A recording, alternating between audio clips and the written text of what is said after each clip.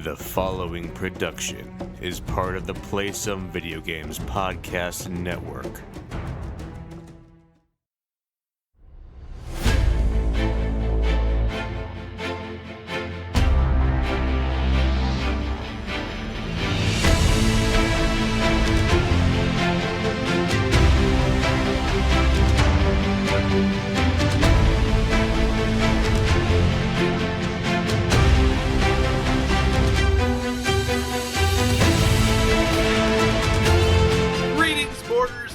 Welcome to Board with Video Games, the gaming podcast that strives for the right balance of coverage for games you play on your table and on your television. You can think of us as the hectagon and hecatontagon of gaming podcasts. We're a proud member of the PSVG Podcast Network and thrilled to be part of the Dice Tower Network as well. I'm one of your hosts, Kyle, and joining me on this co-op adventure for the 100th time, the guy who easily has 100 sides to his personality, Josh. How are you doing this evening? I was so glad that you put in the definition of hectagon or whatever the heck that is, because I was like, what is this sorcery that's at the beginning of this? I was trying really hard to come up with cool ways to commemorate our 100th episode, and there aren't that many. I mean, there are cool things to associate with the 100, but really hard when you're trying to pair it into a duo and all these other things, so hectagon and hecatontagon, which is a really hard word to say, were what I came up with as 100-sided objects, which apparently a hectagon is very different than a hectagon, which who knows? I don't understand how this all works. But 100 sides those objects have. Wait, so a hectagon is different than a hectagon? Correct. It's funny because I changed your spelling because I thought you misspelled it. Oh. I was wondering, that's what I was looking at. I was like, I don't know that that's okay, but that's fine. We'll go with it. So, yeah, there we go. So, yeah. 100 episodes, Josh. How do you feel about it? I feel great. It feels awesome. I'm celebrating with this giant heaping glass of cucumber sake.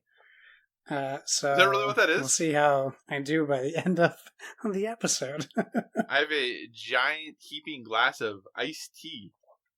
Just regular old iced tea. Well, see, here's the thing. I tricked my wife, which is most of my stories start. I just don't always say that part. She's been craving sushi for a while, and we don't... Are you trying to tell us something else, Josh? No. Okay.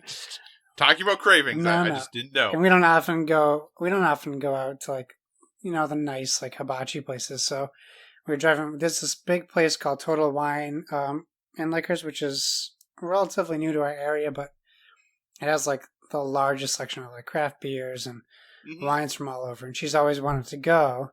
And we were driving home from a long day out shopping, and I said, "Hey, we should stop in. You haven't been in there." In my head, I need more beer, and this would be a perfect example to get some. Then we stumbled upon the sake. She mentioned she wanted to try the cucumber one, so the next day when I went out to get lunch, I made a little detour, brought home a bottle, and it was too acidic for her, so I get the whole bottle for me. How is the cucumber sake then? It's very good. I'm a big fan of sake in general, of different styles, like the milk sakes and the different flavors, but this one is refreshing, I will say. Might not come as a surprise. Sake, not a happening thing to be able to get in the middle of Iowa. Well, I mean, I guess that's a little surprising. You might have to seek it out, I guess, but yeah, I mean, you can get it. There's just not a huge selection or variety of available sakes easily. Yeah, I was surprised that with the selection in this store and the price, they were very well priced. Taiku, Tyku. If you want sake, I recommend it. Nice presentation and tastes very good, and it's affordable. Oh, excellent. Also, probably not surprising, good sushi restaurants, also not plentiful. There are some very good sushi restaurants actually in Iowa, but overall, not a plentiful number of great sushi restaurants, which is a bummer because I am someone who really likes good sushi. Well, we have some good ones here, but you know the best ones are in Boston, so 40-minute drive is a bit much for good sushi. Oh, I don't know about that. 40-minute drive seems totally reasonable for good sushi. Yeah. Maybe one day, Josh, when we actually meet in person, maybe we'll have sushi together. It sounds good to me. If you just come to Philly, there's ramen bars, and it's in Gosh, I love ramen. and sushi bars, and Oh man, it's in Chinatown there. Like, I know sushi is Japanese, but they have Japanese there too. Maybe I'll have to see because when's PAX Unplugged again? This year it's in December, first week. We'll have to see. Maybe I can make it happen. I doubt it, but maybe. Who knows? I was having the conversation with a partner tonight about the number of vacation days I have at work that I need to use, and she was like, "You really should take more vacation days." So maybe I'll just say I'm taking vacation days to go to Philly. Don't threaten me with a good time. All right, dear listener. Well, we will get back on track, and please indulge our little celebrations here for our 100th episode, because we're pretty stoked about it. I don't know when we started this close to 2 years ago if we necessarily knew we'd get to episode 100, but I'm pretty glad that we've gotten here. So, thanks so much for joining us this week, as always. Metafall predictions are in, so thank you to everyone who submitted your Metafall predictions. This was the biggest turnout we've had for any of these contests thus far, so really thrilled to see the number of people who participated. And as is tradition, about halfway through the fall, or about halfway through when the games have been released that are on the list, we will kind of do an update as to where things are sitting. The first game on the list, Gears 5, reviews should be dropping tomorrow morning from when we're recording this. So we will start getting our initial, wow, I'm struggling tonight, Metafall data very soon. As always, though, thanks so much for joining us this week, everyone. As always, if you have any feedback, questions, suggested topics, hit us up at Board with VG on Twitter, or check out all the awesome stuff over on the Instagram, also Board with VG. We are a proud part of Play Some Video Games, and PSVG is on Patreon. We're absolutely thrilled with the support you have given us there thus far, and if you'd like to monetarily support what we do, you can find us there at patreon.com/PSVG. But the most important thing is just that you listen and maybe share what we do with someone else who may enjoy it. And we are also a member of the Dice Tower Podcast Network. So if you enjoy our conversations about board games and would like to dive deeper into that world, we encourage you to check out the Dice Tower Podcast, as well as the other members of the network. No matter what type of board games you enjoy, there's a podcast on the network that is right for you. So enough of the housekeeping for the most part, even though this is episode 100. We're going to have a pretty standard episode. So with that, Josh, what have you been playing on your tabletop, sir? Well, so I think I hinted at both. I hinted and or talked about both of these games last week on the podcast, but I don't think, correct me if I'm wrong, but I don't think I went into too much detail on these games because we kind of quickly went through them. Right. So I played. I guess we'll start. I'm going to start with Ringmaster. So Ringmaster is a $10 game by Ultra Pro and Stoneblade, designed by Justin Gary, who created Ascension. It's a very small 4-player, up to 4-player. We play 2 players. Deck building game where you're playing these large size, maybe like tarot sized cards against each other. You have a deck of 10 cards, and then you draw 5 to start, just like a basic, deck building game. And you play 1 card per turn, and you draw 1 card per turn, unless cards say otherwise. There are event cards. It has a take that element. And it's been 2 weeks since I played it, so you have to forgive me. I don't remember the name of the take that card, but it has a specific name. I think it's a sideshow card. So sideshow is like the take that card. You have events, and then you have. I'm sorry, I'm blanking. You have it's like people cards, but it's like Ringmaster would be one of the people, like Strongman. So you have those cards as well. What you're doing is simply playing the cards and reading the text, and that's how you know how you win the game. There are cards that tell you what your win conditions are. So like a card might say, it might be like 3-ring circus, and it's considered an event, and it says have 3 events in front of you, or have 3-ring circuses in front of you, or have 5 events in front of you. Some cards may say this card counts as 2 events.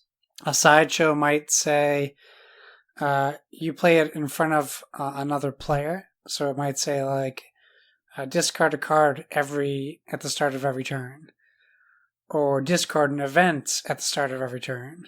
Ouch, that seems powerful. Yeah, and then some of the people cards might be like draw 2 cards instead of 1, or play 2 cards instead of 1. And some cards let you get rid of cards.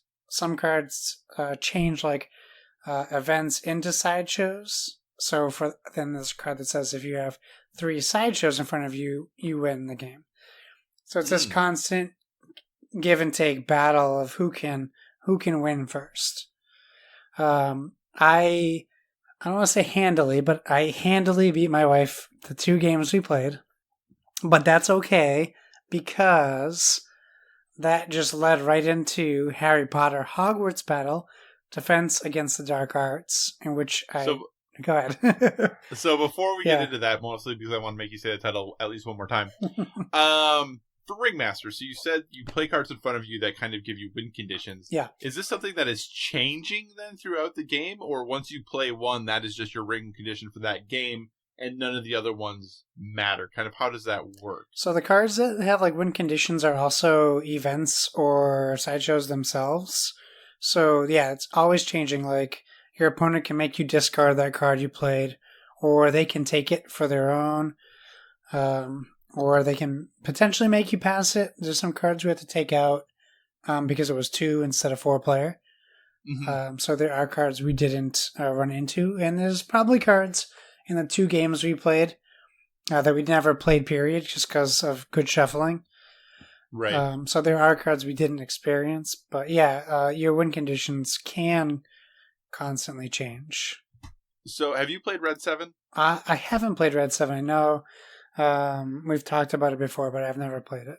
Gotcha. I am getting a Red 7 vibe from this game, and I like Red 7, so I might maybe have to check out Ringmaster then. Yeah, I mean, $10. The art's great, and it even comes with a little like velvet bag, so you don't even have to carry it. Even though it's a small box, everything fits in the velvet bag because there's no dice. It's the rulebook is the size of the bag, like everything you can fit. It'd be great for a convention. Right. What's their other game that's the cat? The cat tin? Do you know what I'm talking about? I probably sound ridiculous right now. The cat tin? It's Stonblade? You don't know? Yeah. Oh, I don't know. I'm pretty sure it's them. I'm going to look this up. Is it Cobra Paw? That might be. I'm going to look it up while you talk about your next game. Okay. Because I just think it's really interesting that Stoneblade is Ascension, like so much Ascension. And then they have this little cat, this game with a cat on the front of it, and it's a tin shaped like a cat. And I cannot for the life of me remember the name of the game, but that's what I always think is funny when I'm thinking about Stoneblade, that I think of this cat game that they have. And I always want to get it because it looks cute, but then it's a tin, like a cat, and I don't know what it is. Kitten. You gotta be kidding me. That's what it is. You gotta be kidding me. That's what it's called? Yes. Yeah, you gotta be kidding me. Deluxe edition for the tin. Interesting. Yeah. I think you should add that since you have, you're a fan of Ascension, you're a fan of Shards of Infinity, and Ringmaster now, it sounds like. I feel like you have to complete the set and get You Gotta Be Kidding Me. That won't be a hard sell for my wife. I'm sure she already wants Cat Cafe, that roll and write game that just came out. Yeah. So, yeah, sure. We'll get that too. All right, sorry. Sorry to derail you. Continue on, No, sir. That's okay. Usually I pause after talking about a game. You'd think after 100 episodes I would get a good cadence going, but I like to keep people guessing, I suppose. So, yeah, Harry Potter, Hogwarts Battle, Defense Against the Dark Arts. I mentioned this before. My wife kicked my butt. She wiped me across the floor. She even felt bad. She pitied me. It was terrible. However, this game is very good. Just like Ascension, it is a deck builder game. And when I say just like Ascension, it has a lot of similarities. So if you're familiar with deck building in general, and I started with Ascension, which is why I typically use that as the example, you are building a deck. If you've played Harry Potter Hogwarts Battle, you're already familiar with this method of building your deck because it's the same way when you buy cards from the spell deck, you are doing the same thing. You're buying cards from the spell deck with what you would consider recruit points in deck building games. And you can get allies and or spell cards or items. And the way this works is you start the game with 10 cards. You draw 5. Typical deck builder. You have a long board in the middle of the table. It's the training arena, if for lack of the words I'm forgetting. And you pick your house. You can pick the same house if you want to. There are 4 double-sided cards, so you can flip them, or 5. How many houses? 5? There's 4. 4. Okay, so they're 4 double-sided. Yep. So if you want to both be Hufflepuff, you can be, because the other side of other cards aren't always the same. So yeah, my wife was Ravenclaw. I was Hufflepuff. And you take your pawn, you put it on the board, the starting space, and essentially you attack each other. That's the game. The first, I would say 4 to 5 rounds are very slow because you're really building your decks, and depending on, you start with an ally, so you can start with one of 4 allies, and they all offer different perks, and I picked the Toad, and you can use an ally once per turn, and the Toad gave me 1 health when I used it. So I would always be recovering a health, and when you start the game, you only have 1 attack card in your deck, I believe, which is the lightning bolt symbol from the Harry Potter Hogwarts battle. So you should be familiar with that logo. And as you do this, you're building your deck. You can discard cards, so you can get rid of those starting cards if you want. I will say, my wife didn't discard any of her starting cards, and I discarded most of mine, and it didn't seem to matter. That's not the way that's supposed to work. Yeah, it's not supposed to work that way. I don't know. So she just kind of got lucky. So here's how this works. You pick your house.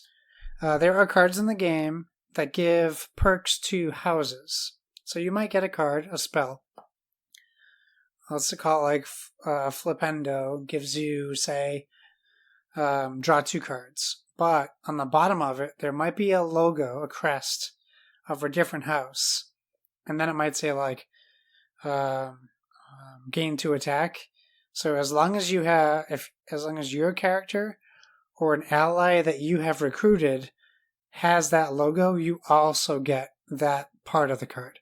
You don't get one or the other, you get both. So when you're recruiting allies, my wife didn't even realize what she was doing. She didn't get it.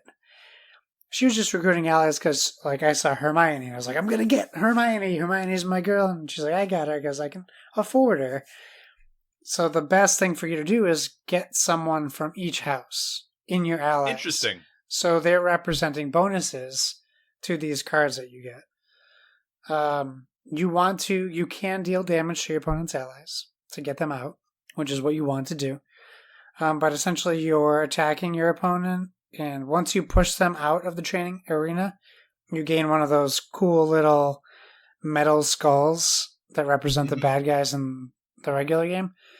Yeah. And you put it on the card. If you lost, you put it on your card. And you have 3 spaces for skulls. Your third knockout, you lose. Gotcha. And it goes from there. And you just build. We didn't touch a 10th of the cards in the deck. There are so many cards. What's cool is when you recruit a card from the recruit area, it is immediately replaced, which is nice. Because you might have 6 recruit and buy someone for 4, and there might not be a 2 available. I know there's a lot of deck building games that they don't refill the spaces until after the turn is over. Mm-hmm. This one gets refilled right away. So you do have more opportunity to recruit. And there's also a generic spell book you can purchase for 3 recruit that's always available, which gives you, I believe it's draw 2 cards when you play it. Drawing cards is always good. Drawing cards is great. It's a really fun game. I don't care particularly that I got destroyed because I had a fun time playing it, and I look forward to playing it much more, and it's a great price. I think it's under $30. So, was your toad a random toad, or was it Trevor? I don't recall it having a name, but it might have been Trevor. Okay. I can check. I'm pretty sure that's Neville's toad. I think Neville's toad is named Trevor, but I don't remember for certain, but I think that's true. Well, I mean, it's right here. I might as well check for you, because what would we be giving reviews of games without giving you the names of a toad? That's true. So I have this game. This was the game I was hoping to get played before tonight. It just didn't quite happen because of what I'll talk about when I get to my games. But if you had to pick, obviously they're different. If you had to pick between Harry Potter Hogwarts Battle or Harry Potter Hogwarts Battle Defense Against the Dark Arts, if you had to pick between the two, do you have a preference? Which do you like better? Well, they're two, honestly, totally different games. I know that there's similarities. It's just called Toad, by the way. Owl, toad, Okay. cat. They Gotcha. genericize them. Genericize them. I keep making up words on this podcast, too. Which makes sense, though, because if you're not Neville, how could you have Trevor? I get it. Exactly.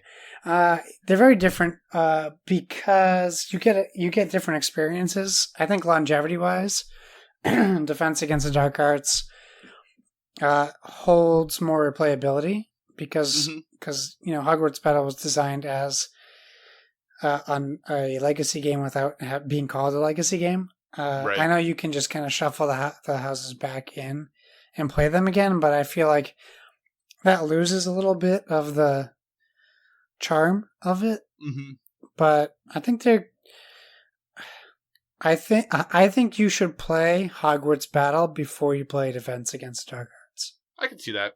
I think that was always one of my biggest problems with Hogwarts Battle was that obviously your character cards, spoiler I guess, the character cards that you have kind of get better as the games go on. Yeah. But your starting deck is always the same. Yep. And I'm like, you're 8 years into school and you have the same starting deck, or 7 years into school and you have the same starting deck as you did year one. That doesn't seem to make any sense to me. I get your character card improves a little bit, but I always thought that it would be cool if the decks changed and got better as you went, because especially some of those later battles get really challenging. Yeah, later battles. I'm having trouble with the early battles. Well, I don't know. I enjoy both. I enjoy Harry Potter Hogwarts Battle, and I'm really looking forward to playing Defense Against the Dark Arts. It is the rules were learned, the game was out on the table, just never quite got to it. Any other board games you'd like to talk about, dear sir? No. When I saw this, I completely forgot we were doing what we played, and I was like, oh no, I haven't played anything. And then I realized I did. It was just a while ago. Gotcha. So kind of as has been talked about, I'm continuing my lessons with Go. I took dear friend of the show and guest William's advice and looked up Go strategy books. Here's what I learned, Josh. Maybe unsurprisingly, most Go strategy books are written in Chinese or Korean.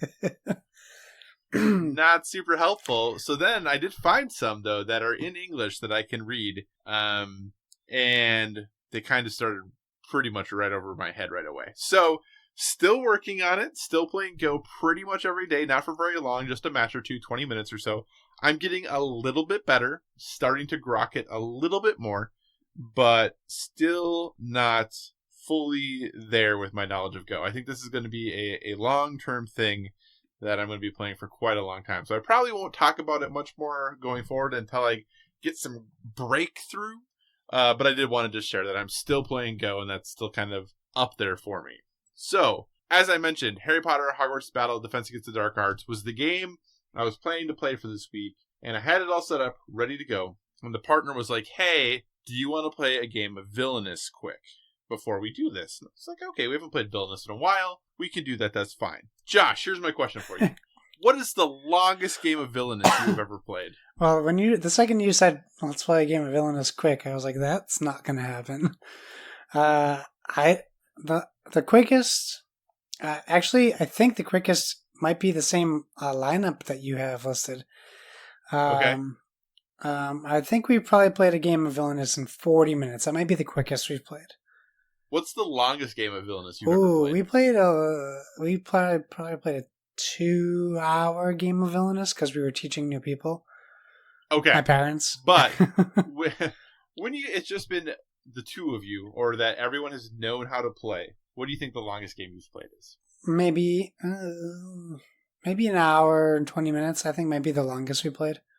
Josh, this game of Villainous took it might have even been longer than 2.5 hours. Well, so here's what I'll say.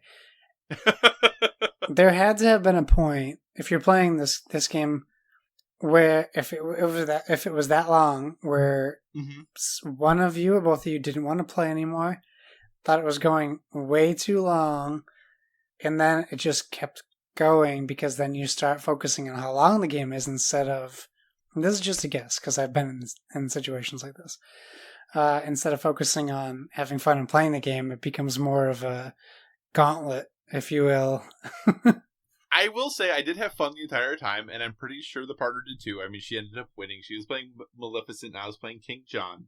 But it was one of those games that, if you're not a familiar listener, in the game that each of the characters has their win conditions. In King John's, he has to have 20 power, and Maleficent has to have curses on each of the locations in her realm. And the game started off, I was playing King John horribly for me. He's a hard player, though. He's a hard character to play. Yeah, he's a very hard character to play. And it started off really, really poorly. And for probably an hour, close to, maybe more, she would have 3 curses out, or 4 curses out, but she has to get to the start of her turn. Yeah. And I would just be able to get rid of one. And that's all I was doing. Every turn was, I need to get rid of, this curse or that curse, so I'm going to move here. None of it was focused on me actually trying to win the game. It was 100% focused on me trying not to lose. Because that's all I did for about an hour plus, was try not to lose. Which I did, so that was great. But even just the cards I was drawing, I was going on to spots so I could discard 4 cards at my turn because nothing was good. She got Robin Hood out right away, so I was making no money off of anything, so I couldn't even play anything anyway. It was rough, and it just started. It was just very, and I was like, I'm not going to give up. I'm going to try really hard. So I was fighting through. Finally got to a point where I stabilized a little bit and could make some progress. And then I got not super close to winning. I got up to about 13 or 14 gold / power. And then it kind of just became this back and forth of both of us just trying to do whatever we could to prevent the other person from winning, because she was way closer than I ever got. I think 14 is the most I ever got. But my goodness, it got to the point where I didn't want to give up, and I was trying really hard to have fun. But I also was like, okay, well, if I flip these over and neither one of these cards do any good, it's not the end of the world. I kind of got to that point. And eventually that's ended up what had happening, is that she had all 4 curses out. I was at 14. I went and played, and it was 2 characters that just didn't matter.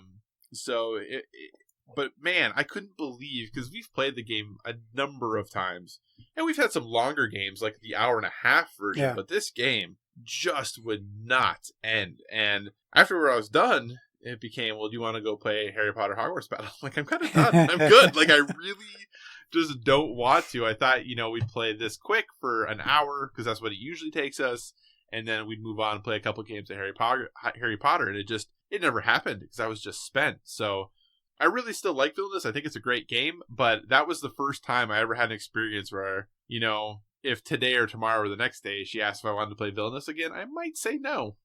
I might just need a little break. So, yeah, it was a marathon. It was interesting. It was a challenge, but we got through it. I lost as usual, but still a great game. Villainous is still very good. I had never quite had to get that out of hand before, where it was, 2.5 plus hours later, and we're still just trying to claw our way to the end. So when we played that game of Everdell with our friends, it was like a 3-hour game, and I felt terrible. I felt guilty. I felt like we kept them here. It was 1 a.m. They were frustrated. They were like, "No, we want to finish it." I'm like, I felt awful. So I just feel anxiety when I hear people have games that go that long that shouldn't go that long. Right. Yeah, and like I said, neither one of us really got mad or upset or frustrated. It got hard because towards the end I had never really gotten close to winning, and she had gotten close to winning so many times. So I think she was getting a little frustrated. But at the same time, if I had just given up, she would have been mad, Yeah. So, yep. And she got the win in the end. So, yeah. But hey, next week, probably, or 2 weeks from now, Harry Potter Hogwarts Battle, I'll get to talk about it, and then we'll talk about it together. And maybe we'll both have won by then. Yeah, I hope so. All right. So that is everything we've been playing on our tabletop. Josh, what have you been playing on your television, sir? Okay, so I've been playing 3 games. 2 of them you've been playing, so it seems natural for me to start with the one you haven't. Sounds great. So let's start with Wreckfest. So we have Wreckfest on the PlayStation 4. Wreckfest has been a game I have been interested in for a while. I first discovered it when I was like watching Digital Foundry videos, and the like. It might not have been them specifically, but someone was going over the PC version of it, like specs and stuff and sound and controls. And I was like, whoa, this game is like the cousin of Destruction Derby from PlayStation 1. Like, and it looks really cool. And come to find out, it's like the Bionic Man of Destruction Derby. It's the same game, but better. It's a $1 billion man. Sorry, these are really old references for younger listeners. Oh boy. It is incredible how great this game is. It really captures. If all it did was capture the Destruction Derby element of Destruction Derby, I would have been happy. It's a $40 game. The price point is awesome, but it also really captures great racing. The controls are great. For me, one of my favorite parts of like the Forza Horizon series is the rally races, the dirt races, and this nails it. The controls are perfect. The drifting, everything feels good. And in this game, if you take a corner wide and like you like drift around a corner, there's this like anxiety that hits you the second your car starts to turn and slow down, because you could get T-boned at any second by 1, 2, 3, 4, 15 cars. And you could just be wrecked just like that. The first, like, still, any race I do now, but like the first 2 races, like my heart rate was elevated. It was awesome. I could feel the adrenaline in this racing game. This stupid video game racing game has my heart rate elevated. It's so much like, it's just so good. They did such a great job with this. The controls feel perfect. When you damage your right wheel, you feel that. You can't turn right or left sometimes. Like you can do it, but it's like labored. Like, it's not easy. When your engine is damaged, you know it. When you try to drive backwards, it's not like just driving a car in a racing game backwards where you can still go 100 miles an hour.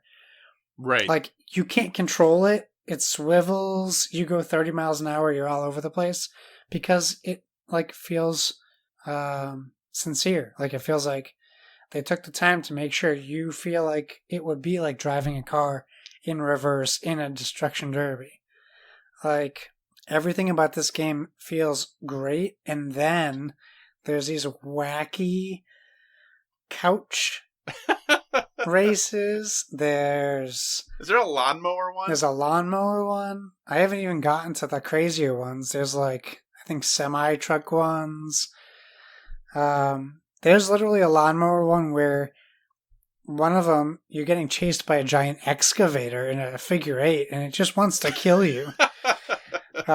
It's insane. But there's pretty good customization if you want it. There's fun customization and design of the car, but there's also like, you can tweak shocks and all the stuff that I'm not interested in. Just 'cause I'm not a gearhead.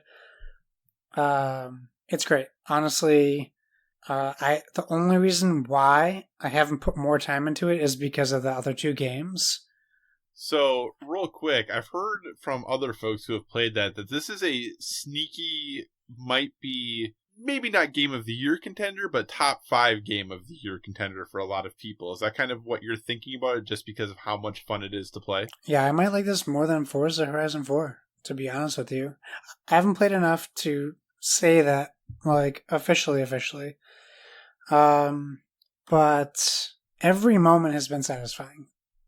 The load times are a little long, but to be fair to the game, it's like one load time, and then you get through all the menus like easy. And then if you have to restart a race, you just restart like right away. You don't have to worry about like the reload in like a Forza. Like if you restart a race, there's typically a longer load time. But yeah, this is definitely one of the best racing games I've ever played. Awesome. Well, man, I have it downloaded.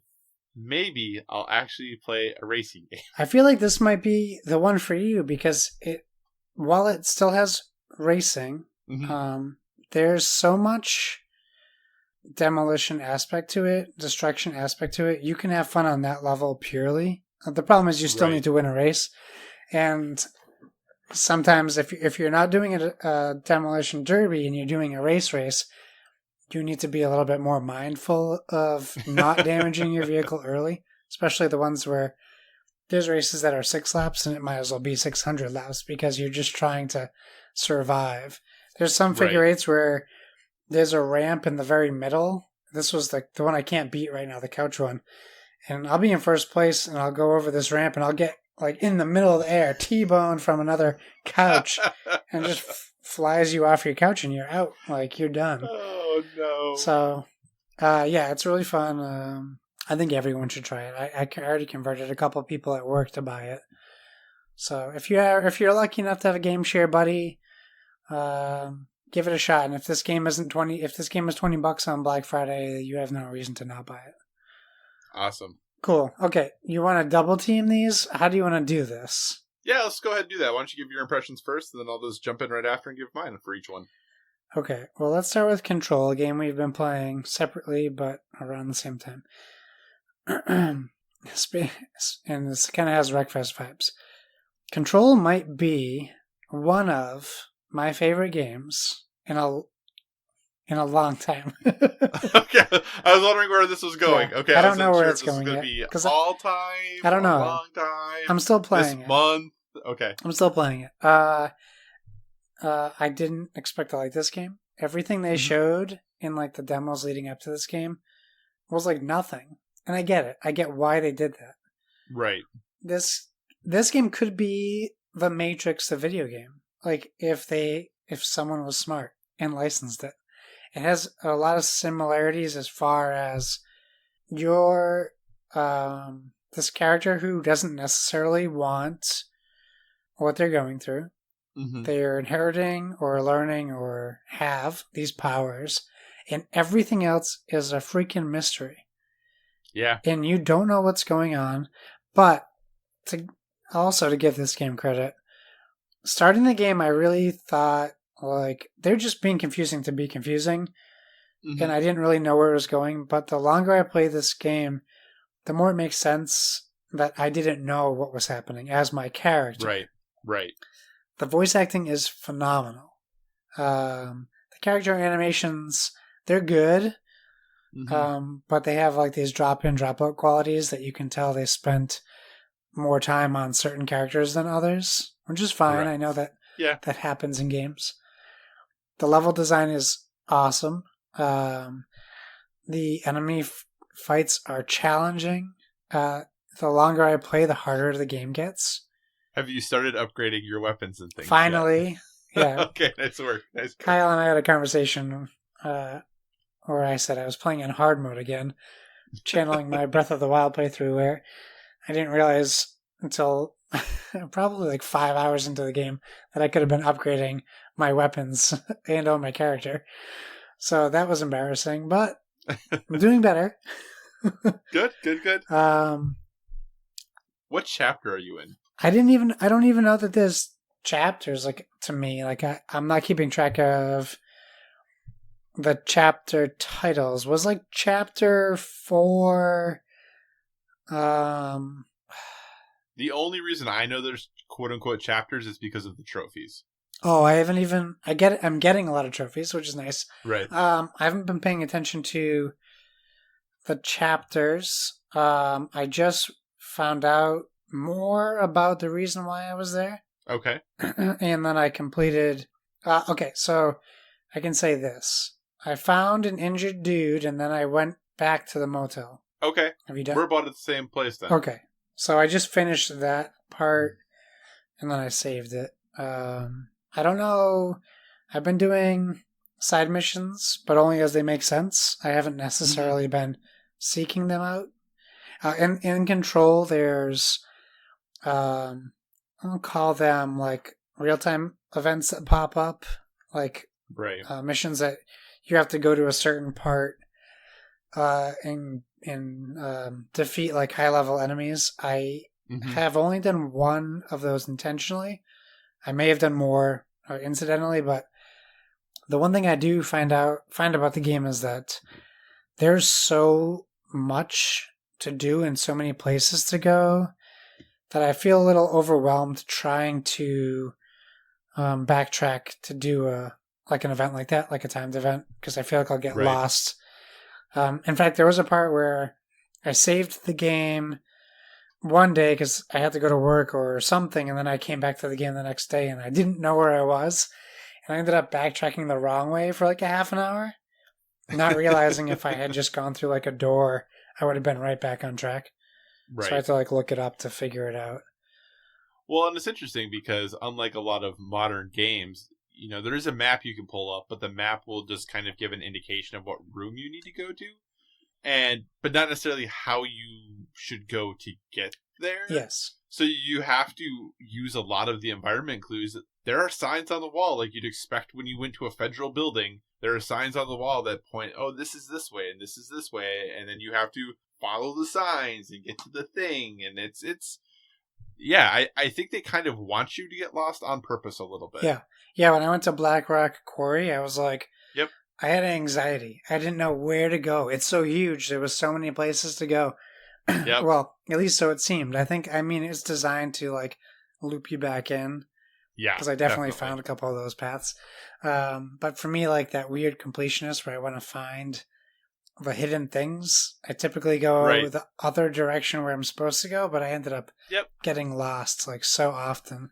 But yeah, I love this game, and I'm so glad you got it. So thank you for getting it, because I might not have played it.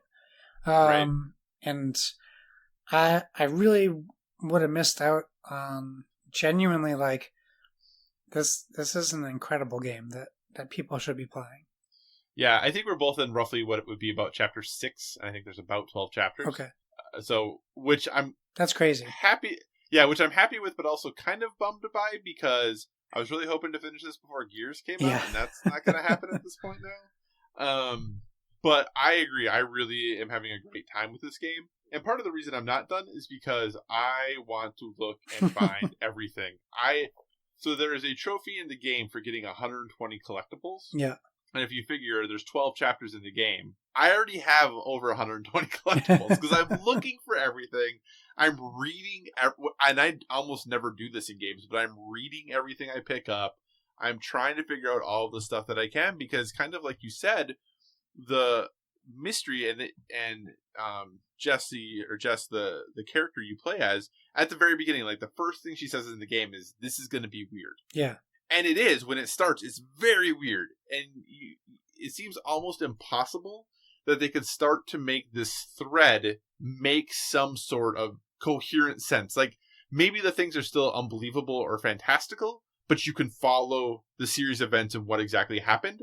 But kind of like you said, as you progress through this game, you're like, oh yeah, that makes sense. Which it doesn't quote unquote make sense, but in the context of the game and the game world, you totally understand why that would be that way, why she is in the place she is, doing the things she's doing. And I think just from a level design standpoint and the way the game looks, they do a great job of art direction for this game. Usually when you hear of games with art direction that's really impressive, you think of things like Breath of the Wild and things like that. But this game, with the brutalist architecture, a lot of cement and sharp lines, works really well with the music, and there is always audio cues and stuff going on all over the place in this game. So when you're walking around, you feel like, even if you can't see anything, and even if there's no other people around, and the architecture is very dark and gray, it still feels like it's alive because there's all of this ambient noise happening the entire time. This game is great. I am really enjoying it. I'm having a wonderful time with it. I think the combat feels really good. Yeah. I'm having a lot of, I'm a fan of third-person action games, and I think this is not the kind of combat where I want to get through it so I can get to the next cutscene. I have a lot of fun playing the combat in this game. It is a good time. There's some, like the Digital Foundry video and stuff have shown some issues with the game running, especially on base consoles, but then even on PS4 Pro. I haven't really run into any issues. I had 1 or 2 moments of slowdown and some absolutely chaotic moments when there's a lot of characters on screen and a lot of things flying around and a ton of particle effects. Because this game, you can destroy in some way just about everything. And when you hit a desk, all of the papers fly off and there's individual papers flying all over the place. There's a lot of effects happening in this game, and it makes it a really vibrant place to kind of move on around in, but also very chaotic. My only gripe I have thus far with this game is obviously you have ability where you can, kind of have telekinesis and throw things. Yeah. Sometimes I throw things that explode right in front of me. Because the fights, like you said, get so intense that you pick something up, and by the time you realize what it is, you've already thrown it, and the person's right in front of you. And now suddenly it explodes, and you take a whole bunch of damage, and now you're in a rough spot. But other than that, and that's obviously just my stupidity, that's not the game's fault anyway. But I really enjoy Control. This is easily a contender for Game of the Year for me right now. I just hope, and I definitely will, it's going to be challenging to balance playing this with Gears coming out as well, because I'm very excited about that game as well. So I think a lot of it's going to depend on whether you and I decide to play Gears co-op, or whether we go through that alone, or kind of how all that's going to work and how I split my time. But yeah, Control, if you're not playing it, definitely recommend it. It is a good time, interesting story, fun mechanics, great world. And this is a game that I really would love to see additional chapters in down the line. So yeah, I really I forgot to mention they have like these like Dharma Initiative like videos that I find they're great, very very fun to watch as well. Yeah. Yeah, very cool, very cool. Well, speaking of, I would love to play Gears co-op with you. But speaking of co-op games, that leads us to the Man of Medan, which Kyle and I played over the series of 1.5 nights. Yeah. Streaming. Pretty short. Streaming on Mixer. I think that stuff gets archived, so you can watch it if you want. Or I guess if you want, Lucas has proclaimed him and whoever he chooses the correct duo of PSVG to stream. So good luck watching a PC version of this, not Crash. So we played Man of Medan, Dark Pictures Anthology Man of Medan to be fully titled. It is the spiritual successor to Until Dawn. I don't know. What should we say about this? It is a game. Okay, so here's what I'll say. So if you played Until Dawn, it's or even like the Walking Dead Telltale series or other Telltale games, it is a decision-based storytelling game. So you can make the wrong decision or the right decision, or a decision that makes no effect on the storyline. But when you play co-op, you're making decisions at the same time, but not in the same scenario. So you don't always know what your partner is choosing, which can be exciting, I think. But you also may not, you might not be informed. I don't know if we communicated too much, or not enough, or just the right amount.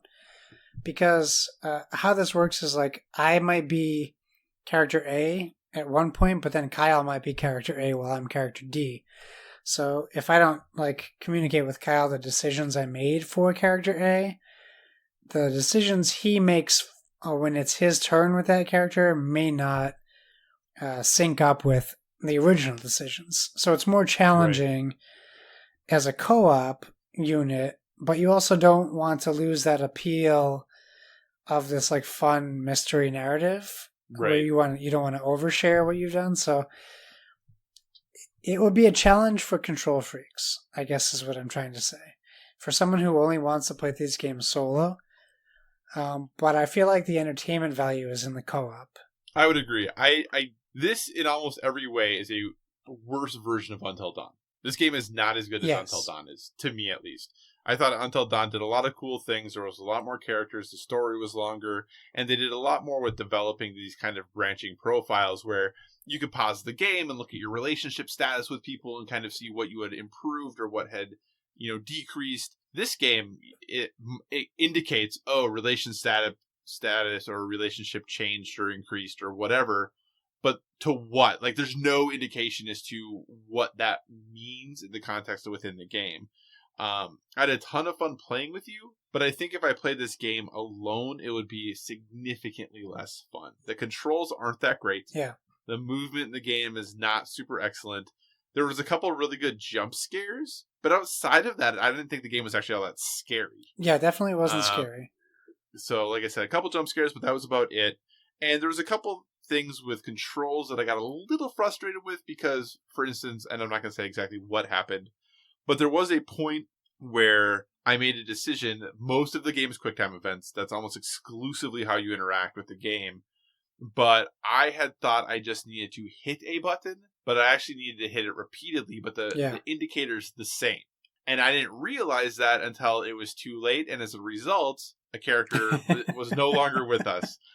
So I felt like it was my fault. I definitely got the character killed in that situation. That person. But I also didn't feel like I had a real chance to save them because I thought I did what I was supposed to do. But then I realized I didn't. So there's some nits to pick. I would definitely play this again with you or with someone else co-op to see if different decisions were made. Ideally to see if we could control the other person or the other segments that were happening. Yeah. Because there's entire segments of the game I have never seen. Yeah. Just like there's entire segments you have never seen.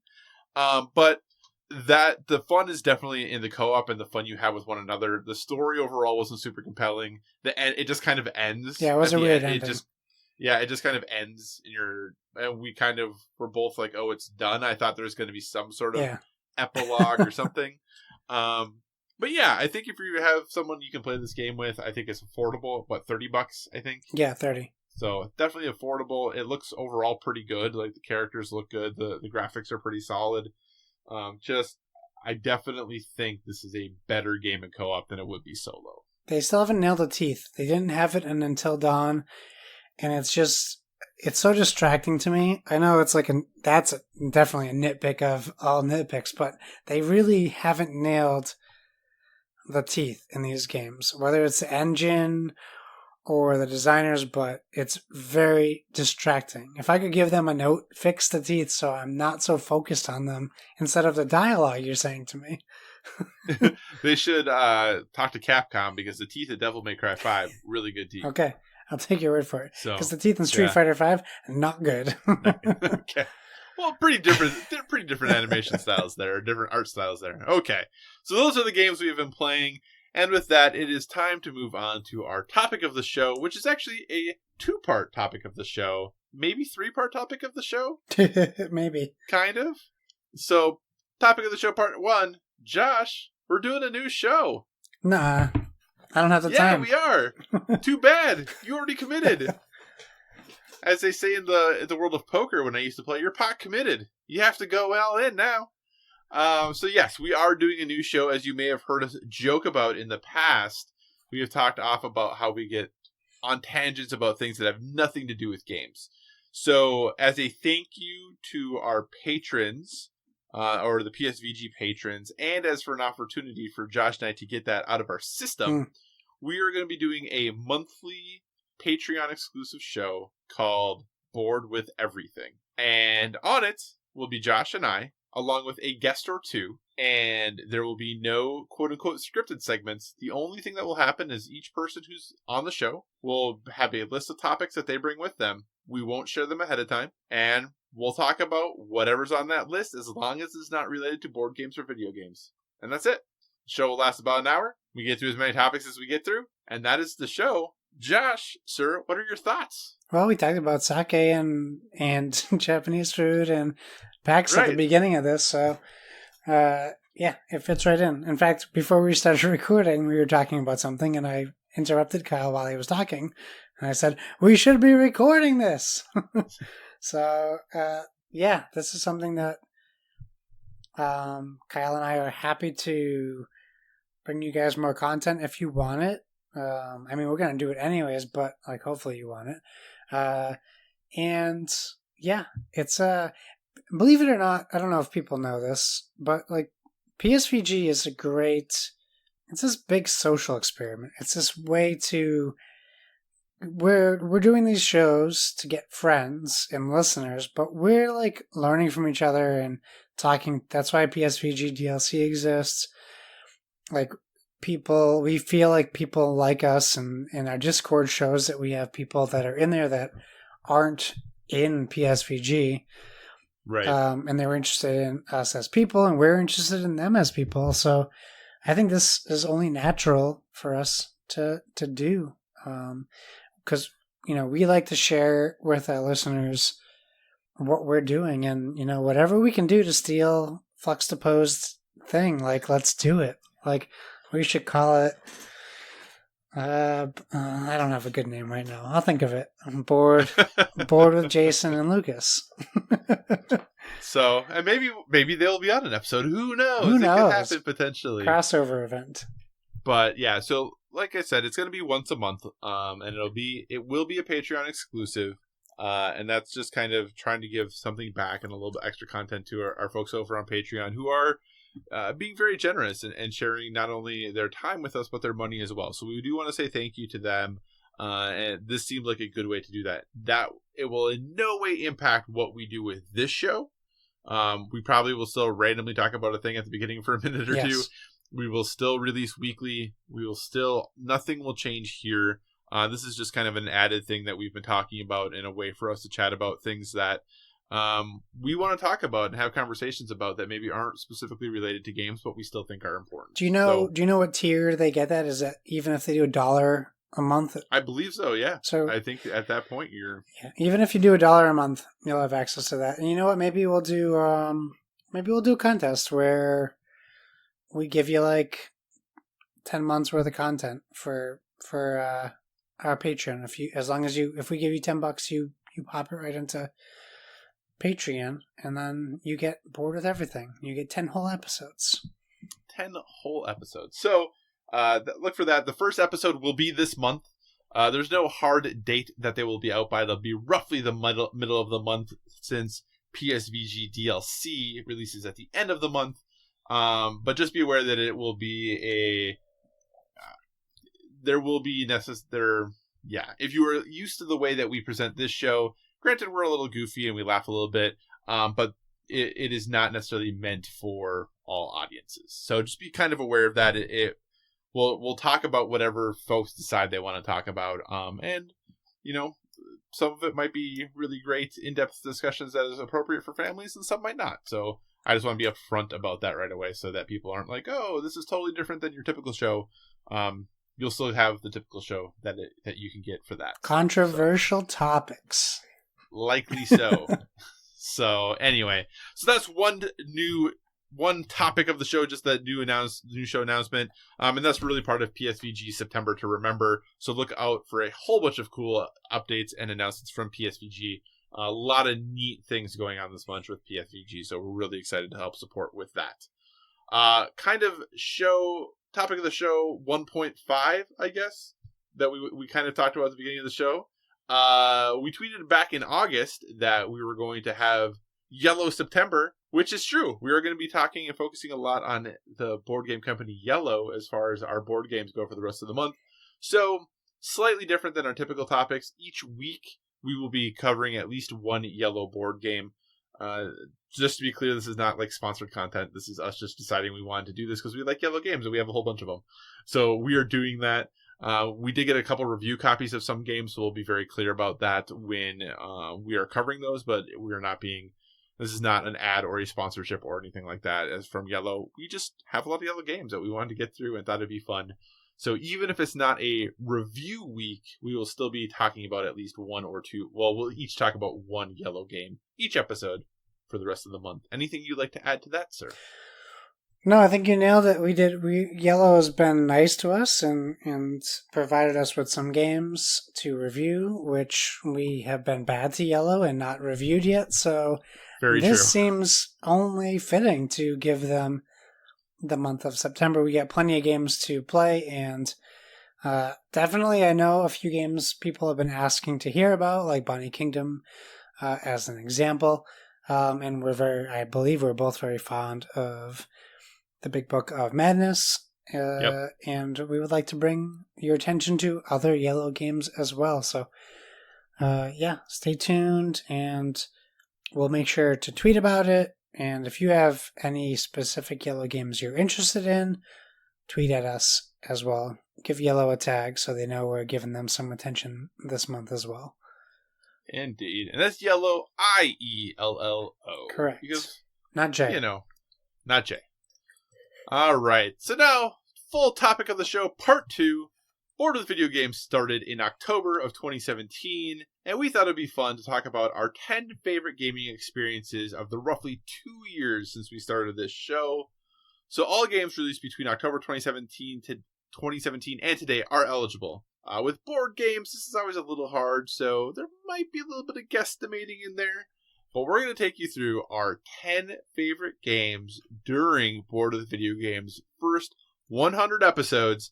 And this is going to be just a smashed together list. Board games, video games, all integrated into one list, all ranked 10 to 1. Might be 5 and 5, might be 6 and 4, might be 7 and 3. I have no idea Josh's list. He has no idea mine. With that, Josh, your number 10 gaming experience. Okay, so this was difficult because I have so many board games.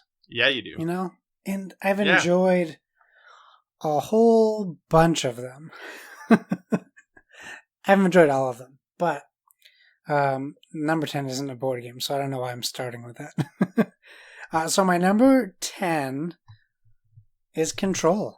Wow, all right. I wasn't necessarily going to put it on the list because I think it ultimately could be higher. Mm-hmm. But I'm putting it at 10 now because I haven't completed it. Right. It's been a long time since I felt like I've had this much fun with a game, though. Probably since like Horizon Zero Dawn, which was in February 2017. Don't think I didn't look that up. No, I know. I have no doubts that you did. So this, you said it earlier. I didn't want to say it, but this is definitely a Game of the Year contender for me. I know we have a lot more games to come out this year, but I'm really enjoying this game. It was not hard to put on this list. It was just a tough decision to keep it on the list. I had it on the list right away.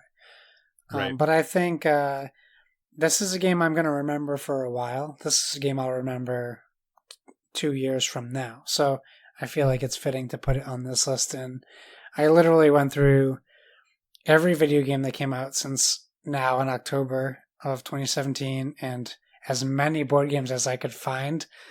And this fits very comfortably at number 10 for me. Excellent. So my number 10, and I'll just say very briefly, Control only didn't make my list because I haven't finished it. So I didn't want to put it on as a result of that. But my number 10 is a board game. A game that I talked about pretty extensively on this show over multiple episodes because this is a game that I had to play over multiple episodes to completely finish. And at the time, I was definitely... Oh, I know this game. Up and down on it. But I think overall, I do think this game is a lot of fun, and it was a good experience. And it's something that is still very memorable to me. And if you go look this game up, you will see that as people seem to really enjoy it or kind of really not enjoy it. But I had overall a good experience with it, and that is Charterstone. Is that what you were thinking, sir? Nope. Okay. Well, maybe the other one will be the next one. So, it might be. But yeah, so Charterstone is my number 10 gaming experience of the first 100 episodes of Board with Video Games. Just a really cool legacy game from Stonemaier Games. And it did a lot of unique things that I hadn't seen in legacy games. And I thought for being an original IP, it integrated the legacy stuff well, where it can be challenging to make that happen because you don't know how to play the base game. The game was streamlined enough and straightforward enough and elegant enough that you were able to pick it up and understand it pretty quickly. And as a result, that made game 2, game 3, game 4, game 5, you didn't feel like you were just still learning the game, which was good. So overall, Charterstone, pretty solid game, and one of my number 10 gaming experience since the start of Board with Video Games. Nice. Your number 9, sir. Number 9 is Forza Horizon 4, which could be off that list in like 3 months, maybe. It's still a game I spent a lot of time with. I didn't spend nearly enough time with. I gushed about it for months after it came out. I still think it's great. Revisiting it with the LEGO expansion has been a lot of fun. In fact, I still jump in. My son still walks in the living room and says, Lego cars, Lego cars. And I go, okay, just for a little bit. So he still likes to watch those races. In fact, he loves watching Wreckfest. So, yeah, Forza Horizon 4 is still, I think, like a great example of one of the best racing games and the power of Xbox and what they can do. So that was also really easy to put onto my list. Excellent. All right, so my number 9, interesting that you start with 2 video games, and I'll be starting with 2 board games. My number 9, maybe is the game you were thinking of before, I'm going to continue with the Legacy theme. And my number 9 is Pandemic Legacy Season 2. Oh, no, that's not what I was thinking either. Oh, man, we'll have to wait and see if that game's on my list at all then. But the continuation to Pandemic Legacy Season 1, obviously, a huge fan of Pandemic in general. I think Legacy games might be, if I had to be, forced to pick, probably my favorite style of game. I really enjoy how the game changes and evolves while you play it. And Pandemic really took a different twist and a different perspective on a game series that I really enjoy. I think we talk all the time in video game world about when we have sequels that we want to see something different, something new from those games, and then we complain when it happens. Yeah.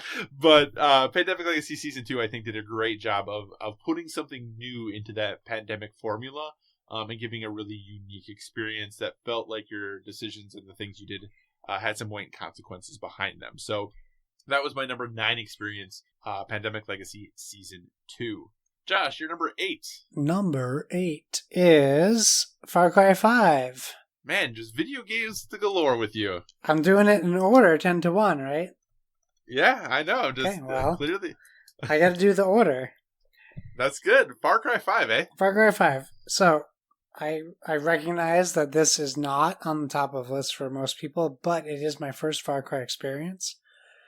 And I couldn't have asked for a better one. I didn't experience a tenth of the glitches you did.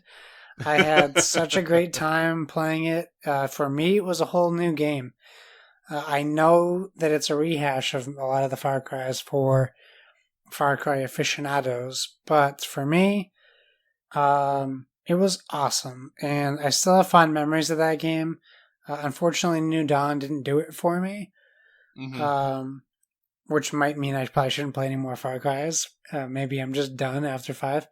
But I did almost everything in that game. I did all the side quests.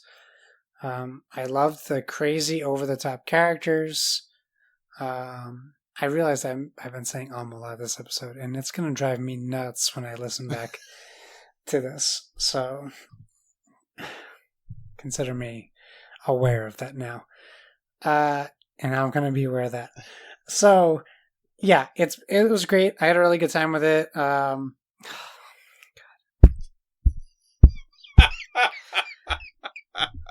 I need a better vocabulary, a stronger one. We're professionals. It's okay.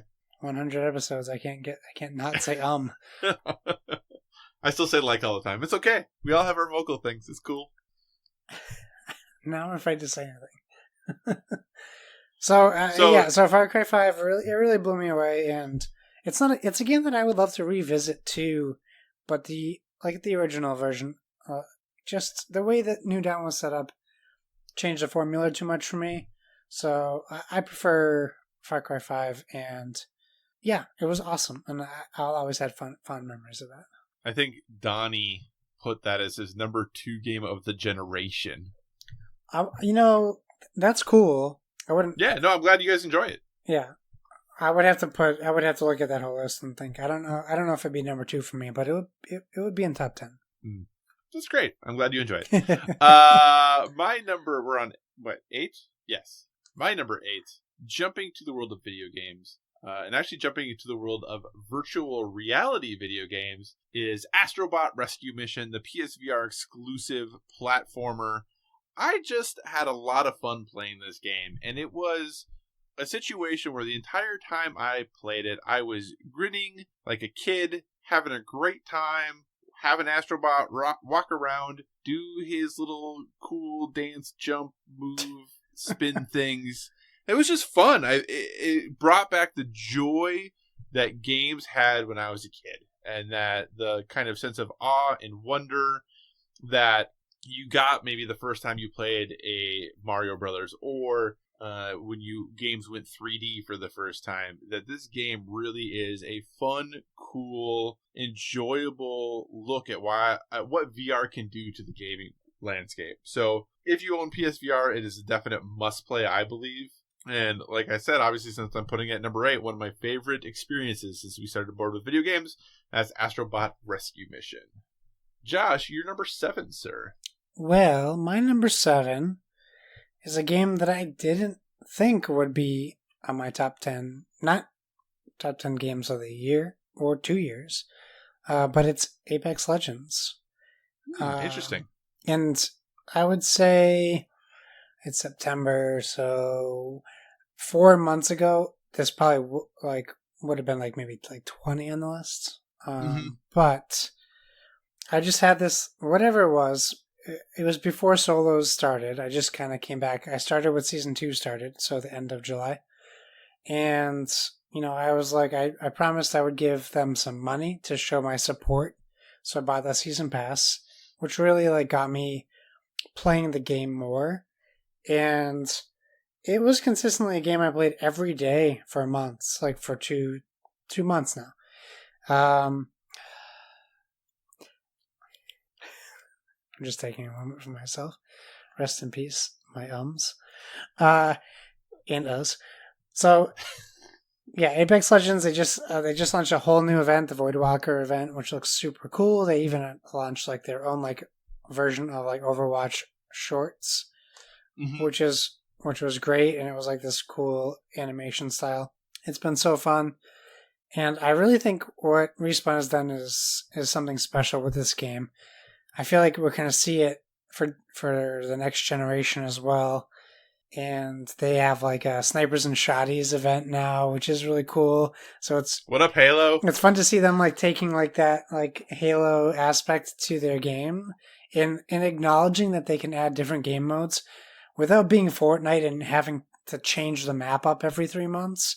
They can add other events to make it new and exciting and keep that longevity going.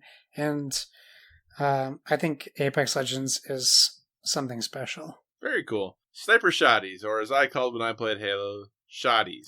And only Shotties. All right. So my number 7 is a game actually that I'm kind of surprised ended up on the list, because I really hadn't thought about this game in a while. But then when I was looking at my favorite experiences and remembering what it was like to play this game and how I talked about it, it had to be on my list, and that ended up being at number 7, and that's Wolfenstein 2: The New Colossus. I really enjoyed this game, and I know there was a lot of pushback on this game from a difficulty standpoint.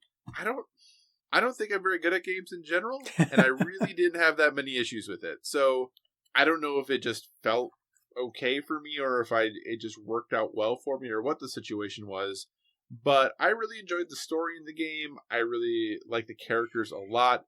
It does a good job of being over the top and ridiculous about things, but also kind of makes you think a little bit about the world that we live in and what the potential future could look like. And really, it starts to tread down some very hard to talk about and think about subject matters, and especially with just even how the game starts. It's dark, and there's things that you really need to consider, and there's one very specific thing that I really did not want to do at the beginning of the game. So yeah, it definitely left an impression on me, and now in thinking and putting this list together, it makes me want to go back and play it.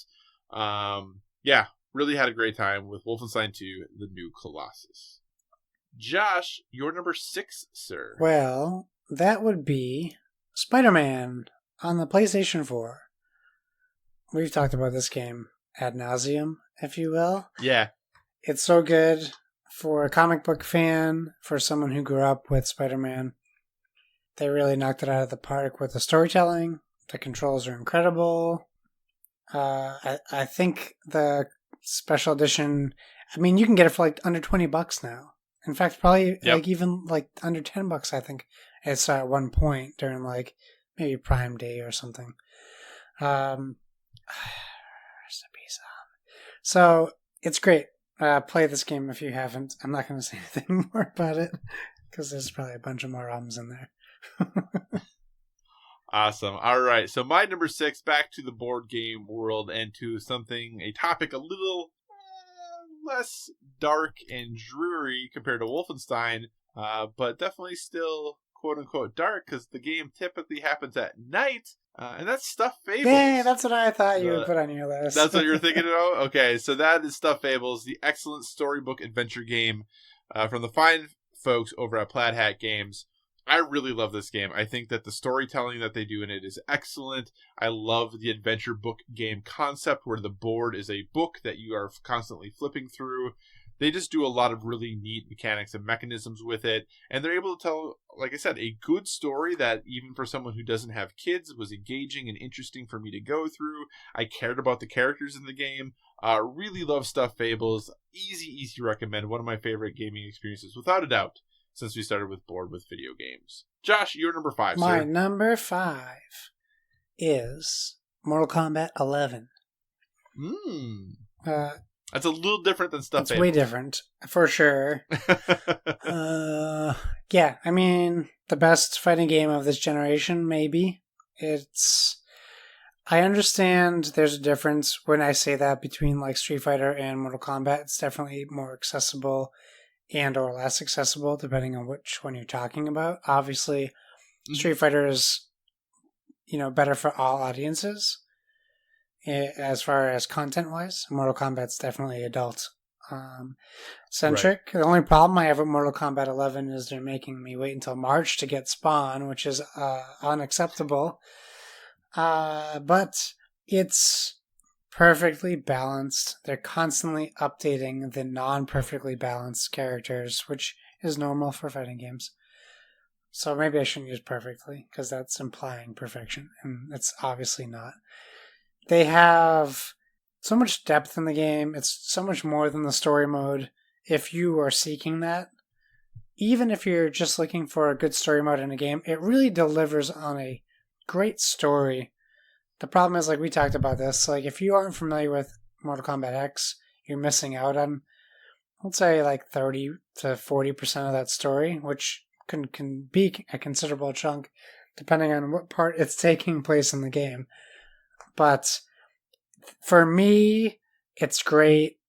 Typically when I play fighting games, I like to have like a fighting game day or weekend at my house where people come over and we play these games. Because I really enjoy playing local fighting games. It makes me miss like my younger days, where that's the only way you'd play them. So I do miss that a little bit, but that's not a slight against Mortal Kombat. That's just a slight against the time. So Mortal Kombat 11, best fighting game on the market right now, in my opinion. This could never answer my very important question about the I know, game. you'll never. No need to rehash that right now. I know, no need to rehash that currently. All right, my number 5, staying in the board game world, is a game that I had kind of wanted to play, and Josh kept telling me I needed to play, and telling me I needed to play, and I finally played it, and then... It's only number 5? It's number 5. I finally played it, and then it would have been higher, but then... Could I say that word anymore? We had a dear friend of the show on, and he removed it from his list of the 50 best games.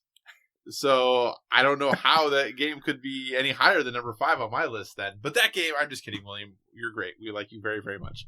That game is Century Golem Edition.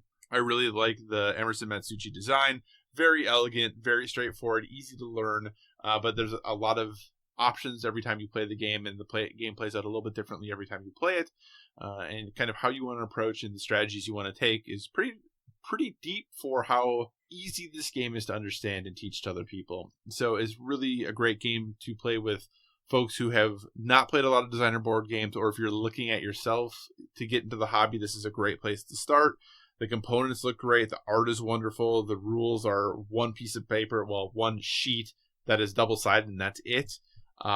Great game that I think is regularly going to be hitting the table for a very long time. Century Golem Edition, number 5 for me. All right, Josh, what is your number 4, sir? My number 4 is a board game. Wow. It is Wingspan.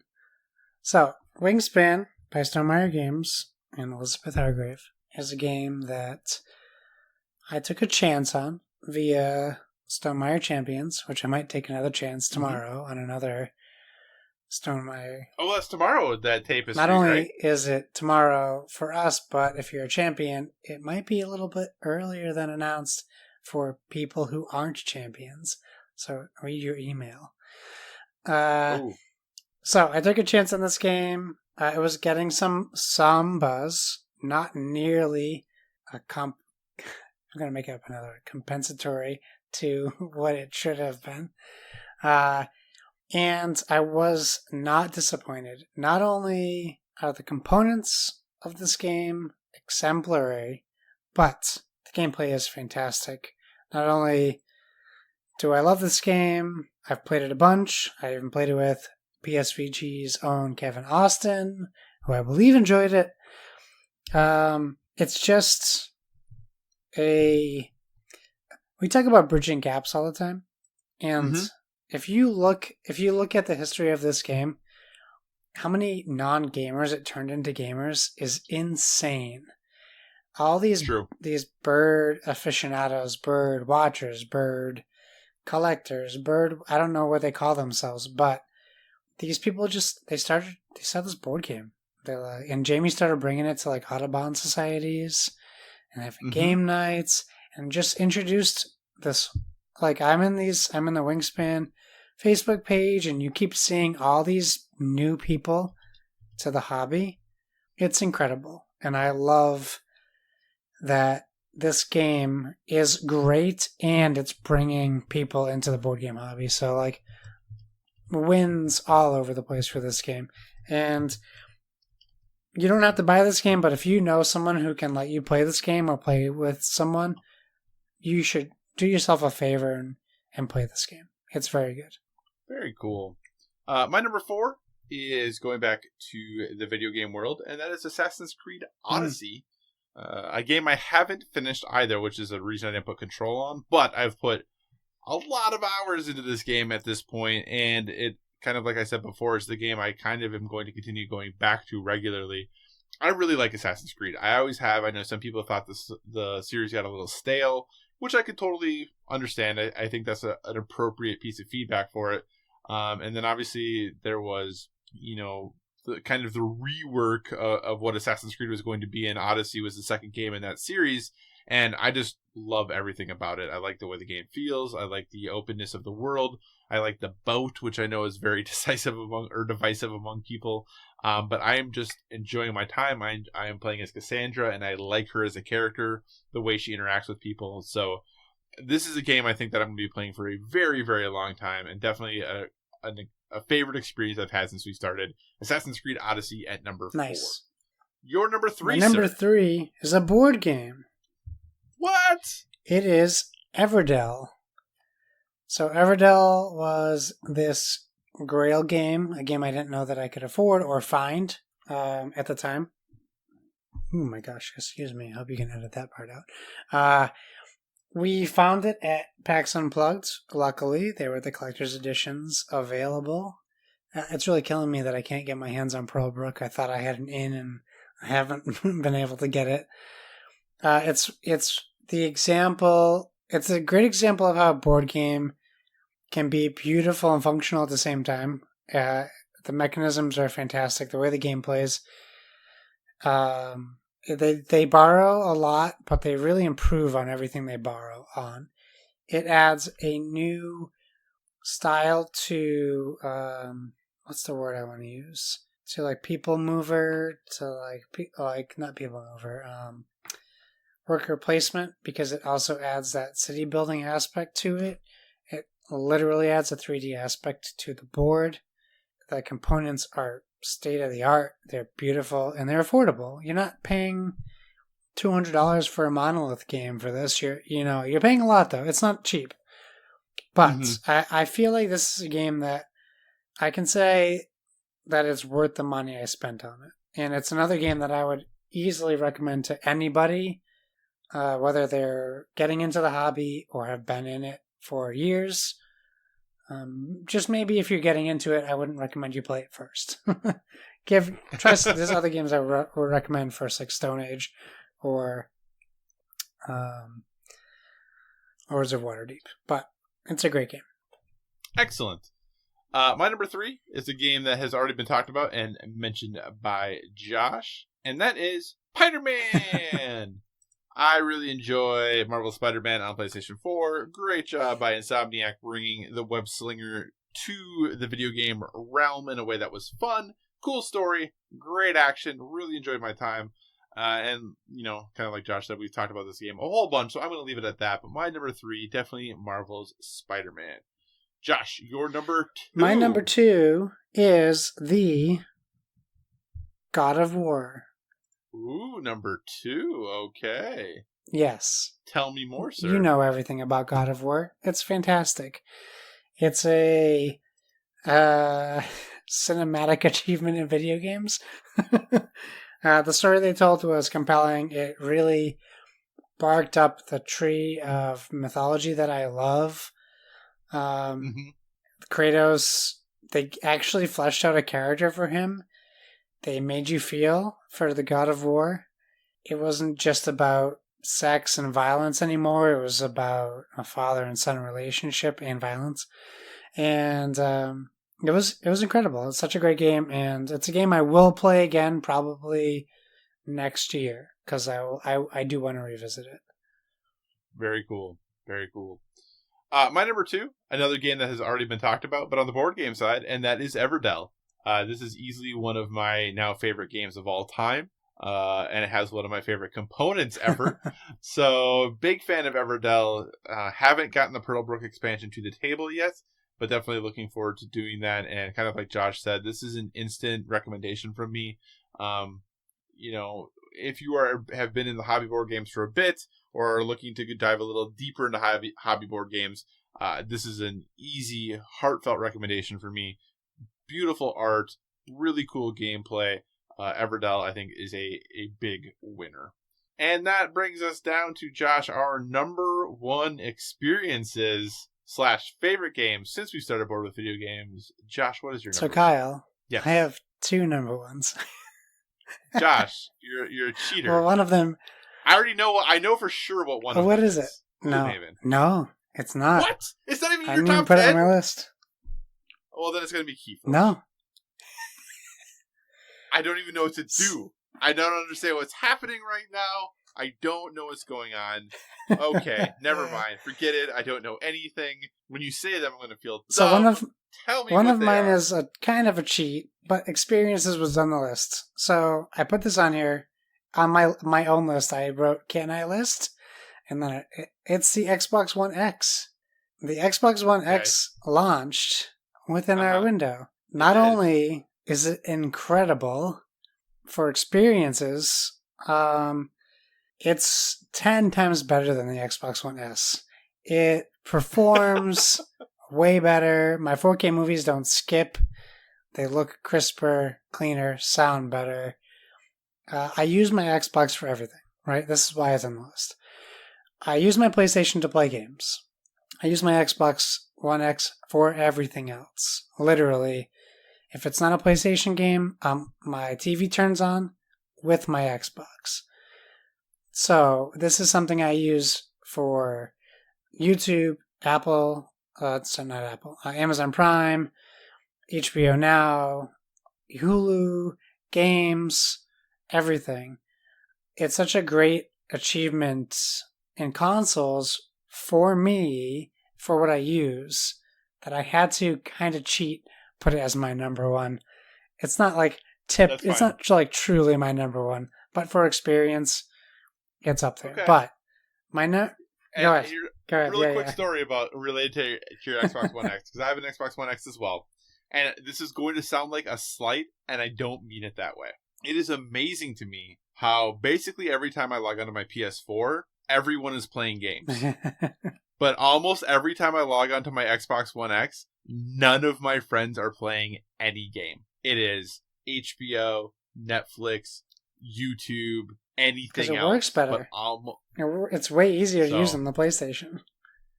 I mean, I just have always played on PlayStation, so like everything is just second nature for me on PlayStation. But I always find that very interesting. That more often than not, when other than maybe Nathan playing Apex, outside of that, that's fair criticism. And it's like I said, it's not a criticism. That's a fair observation. It does a good job, and it delivers high quality content in multiple ways. So it makes my experience list. My only experience I put on my list. But honestly, my number one shouldn't come to a surprise to anybody. And that was already mentioned. And that is Century Golem Edition is my number one. It will probably be my number one for a long time because of how easy it is to play and how easy it is to teach. And so far, how universally loved it is. It's one of those few games where a lot of times when I introduce people to new games, if it's a game I've played, I have this worry that they're not going to like it as much as I do. I've never had that worry with Century Golem Edition. And I continue to not have that worry. I feel like I can introduce anyone to that game and they will love it. And I don't know that I will ever get tired of playing it. Which is why I could have put God of War at number one, honestly. Like, it was between the two of them. But I could only play God of War so many times. I could play Golem Edition so many times. So I feel like that just barely pushes God of War out of the running for first. Gotcha. And now that you say it, yeah, that's totally obvious. But I think it's because we've talked so much more regularly and consistently about Keyforge and Gloomhaven. Yeah. That for me, I put them in my head. That's totally reasonable. And Gloomhaven could make that list once we get further into Gloomhaven. Makes sense. Well, that leaves my number one, which I think is probably pretty obvious at this point. Yeah, which is God of War. I really, really enjoy that game. I also, like you, have looked at going back to it, and you know, part of the pressure of just trying to say it with current stuff as much as we can. I haven't had the opportunity to do that totally yet. But I'm thinking of potentially winter break or something like that when it seems like a good time to play it and I have some time off from work. Might just sit down and take a week and just go through God of War again. So my number one best experience since we started the show, kind of easily for me, is God of War. So with that, Josh, we have kind of a lot of comments from listeners. Would you like to take us through those, good sir? Yeah, I would. We reached out to people and we asked for questions for the 100 or people just kind of responded with their top 10. No, that's great. I'm glad to hear it. I'm happy about it. I just didn't know if we asked for like specifically or we're just like, we're going through our top 10. I think you said, what's yours? But we'll start with friend of the show, William Herkowitz. You say it right. How is it? Herkowitz? Nice word. Okay, so at Herkowitz. William says, I want to hear from you guys about how podcasting has changed your relationship with games. Can you appreciate the board game, video game media the same way when you know you're going to talk about it? Have you become more critical? Is it still as fun? So, Kyle, let's start with the first question. Can you appreciate board game, video game media the same way knowing you're going to talk about it? I don't know that I say I appreciate it the same way. I definitely appreciate it differently than I used to. And I am more critical, for sure, when I look at things. Because excuse me, back in the day, I just used to liking things. And if something was fun, I played it. And I didn't really think about why I was having fun or what the fun was to be had.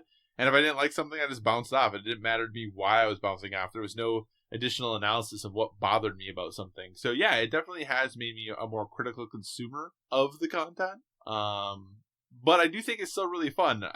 Luckily, for the most part here at Board with Video Games or at PSVG in general, there was a while that PSVG focused a lot on reviews. We did a lot of reviews for a while. We actually kind of got a lot of games to review.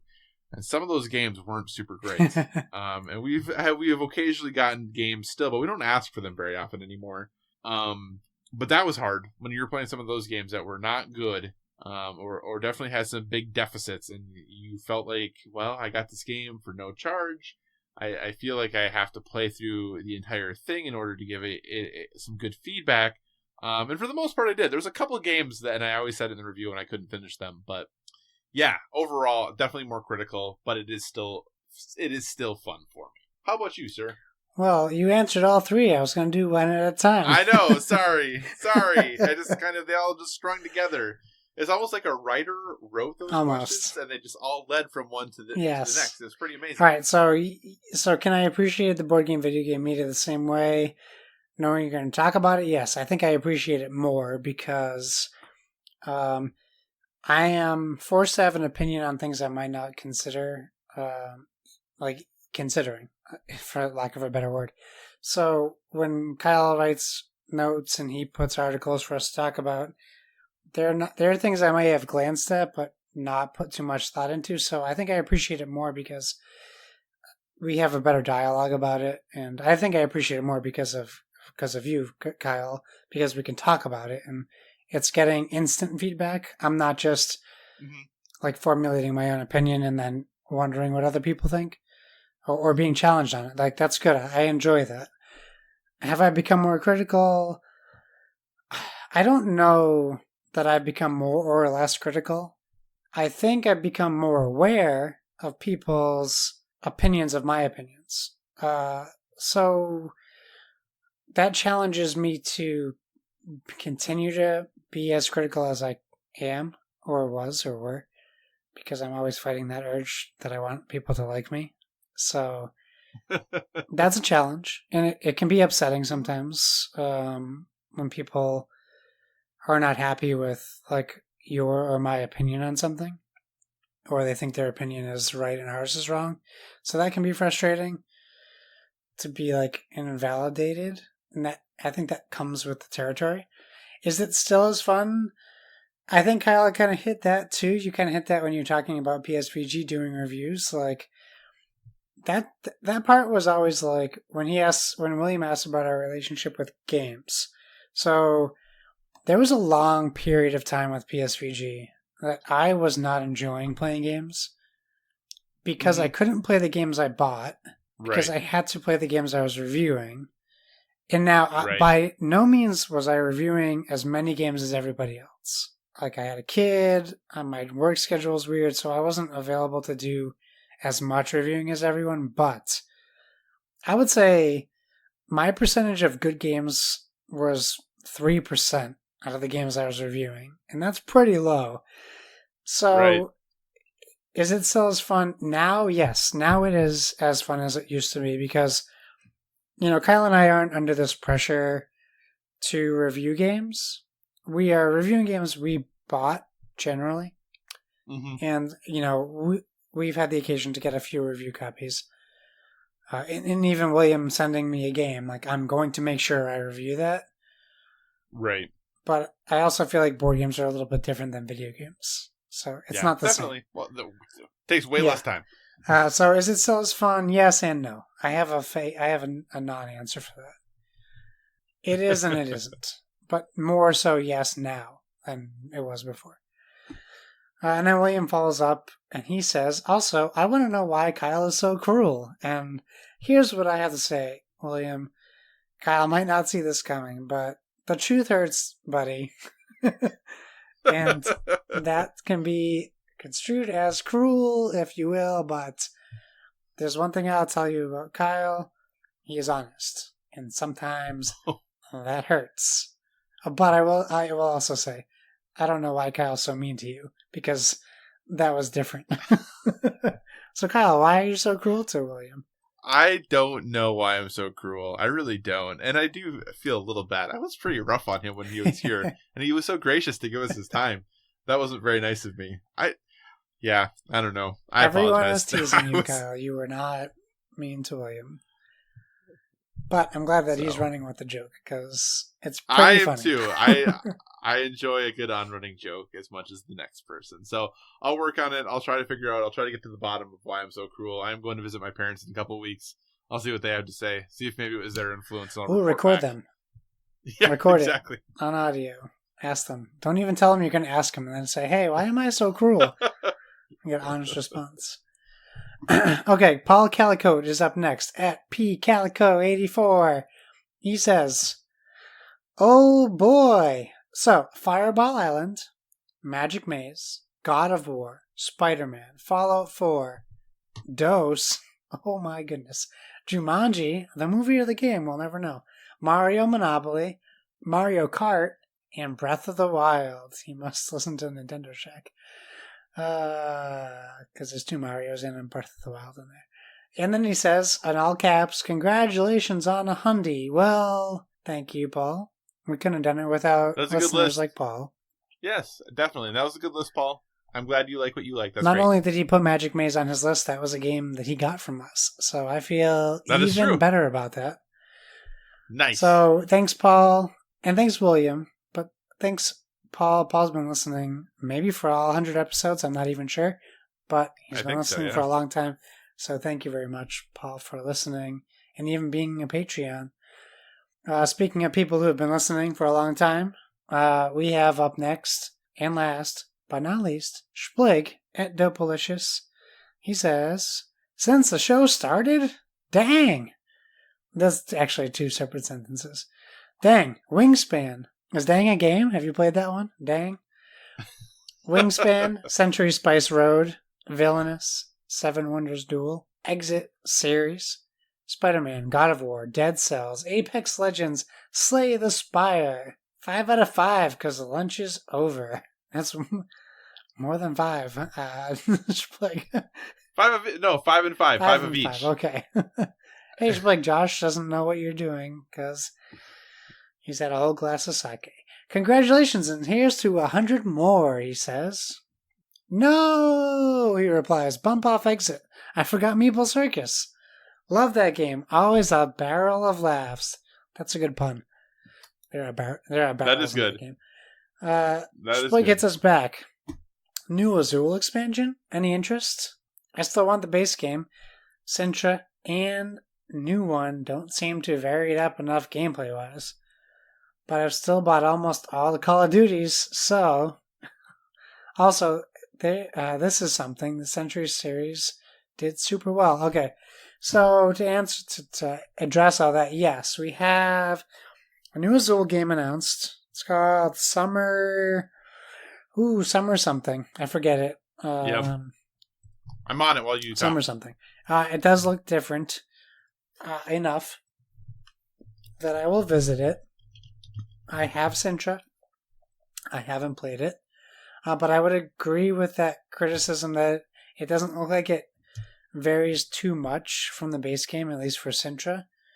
The summer one does look like it varies a great deal from a base Azul, but that's just me going off of the look of the game, though.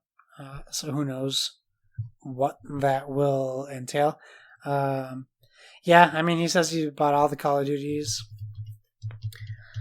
I would agree to an extent they're the same, but at least the campaign's different enough. But the in the Century series, the only thing really they have in common is the name. The games are so different that I would say they're vastly different from Azul and Azul Sintra. So I think Century varies itself enough that each game can be like seen separately. But I think that there is fair criticism with base Azul and Sintra. What do you think about all that nonsense? So I don't know that any of it was nonsense, but I still haven't played Azul, and I really need to. That was one of those games when I was making the list of the 10... I know, right? When I was making a list of my 10 gaming experiences since we started, I was like, man, I still have to play that. There's a lot of stuff I still need to get played. But, yeah, I mean, I'm definitely interested in an Azul expansion. I tried to look it up, and I couldn't find it quick. It's not on Board Game Geek yet. But definitely interested. It's a cool game, and kind of like we've talked about with guests that we've had on the show. You know, if there's a little bit of a known property and they know that there's a kind of a built-in audience, they want to try to mine that if there's things worth mining there. So, yeah, I'm interested to see how this plays. The game tends to be very good looking, high-quality production values there. So, definitely down for a new Azul. And I must say, Splig, your list is solid because Dead Cells and Slay the Spire almost made my list, as did... Nope, those were the two. I was looking at your board games really quick because some of them were on there. But yeah, Dead Cells and Slay the Spire were both on my list I had written and got bumped off right at the end. So, yeah. And for Century, I don't know yet. Oh, yeah. But sometime soonish, the next installment, Eastern Mountains, should be delivered to my home soonish. Because that was supposed to be end of August, early September. So, someday soon, I'll be Summer Pavilion is what it's called. Thank you, Summer Pavilion. I knew it. So... All right, well, dear listeners, thank you so much for all of your feedback. We greatly appreciate it. And as we bring this episode 100, to an end, we do want to leave you with a recommendation for a well-rounded life, something we're currently into outside of the world of gaming. Josh, what are you going to recommend to our dear listeners? Dive into Netflix. Check out this show. It's like a reality show. It's called Blown Away. And it's this show about glass blowing. They have a glory hole, which I find giggly every time I watch it. And they focus on it a lot in the first 3 episodes. So I found that very interesting. It's a show my wife wanted to watch. I would say going into it, I wasn't like pining to know what glass blowing was like.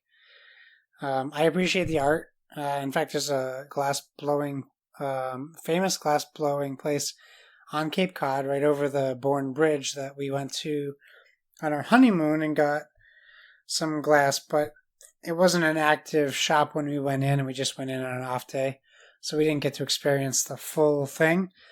But after watching this show, it reminds me of, if you've ever watched the sci-fi series, the one where they do the like the monster effects, like the show's style is very similar to that.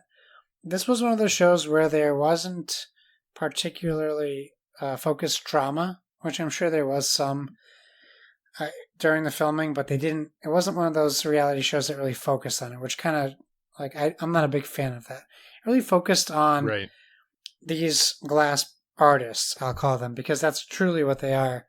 I believe it started with 10. It could have been more.